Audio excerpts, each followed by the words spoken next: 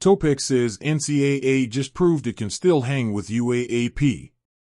NCAA team came out on top of its UAAP foe in the crossover quarterfinals of the 2025 Playtime Cares Filoel Ecoel Preseason Cup.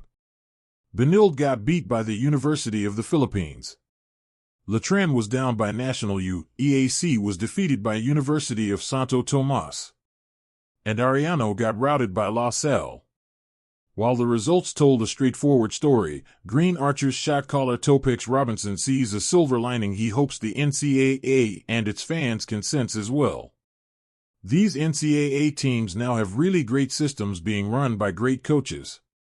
Before, there's really a big discrepancy with the UAAP, but now, even though we have FSAs, foreign student athletes, ganun kalayo, he said, while mentioning the likes of Mike Buendia, Manny Dandan, and Norman Black assisting head coaches Allen Ricardo, Chico Manabat, and Yuri Escueta, respectively.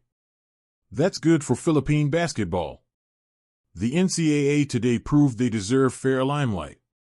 For quite a while now, the UAAP has been viewed as the go-to league for young talent, boasting of the majority of superstars in the collegiate ranks, while also getting the lion's share of recruits during off-seasons. Even more, FSAs continue to raise the ceiling of competition for its bigs, unlike the NCAA, which is now all local. And yet, the crossover quarterfinals, meaning the games themselves, showed the supposed disparity in talent level between the two leagues wasn't necessarily as bad as it seemed. The Fighting Maroons, the reigning kings of the UAAP and back-to-back defending champions in Filoel, were almost stunned by the Blazers after Rafi Silas' triple try at the buzzer just went in and out. The Bulldogs, who missed out on the Final Four last season yet remained dogged and determined, lost a 14-point lead in the last 5 minutes and were nearly at the wrong end of a night's comeback if not for Jake Figueroa's clutch two-way heroics. The Growling Tigers, fancied as a potential UAAP finalist after a breakthrough playoff berth a year ago, were pushed to the limit all game long by an General's side led by a true freshman in E.J. Castillo.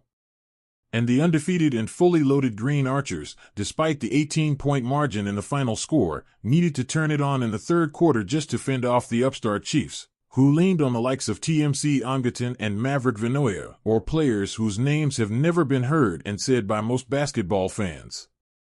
Simply put, Up, in UST, and La Salle had to go all out to be able to set up an all-UAAP finals.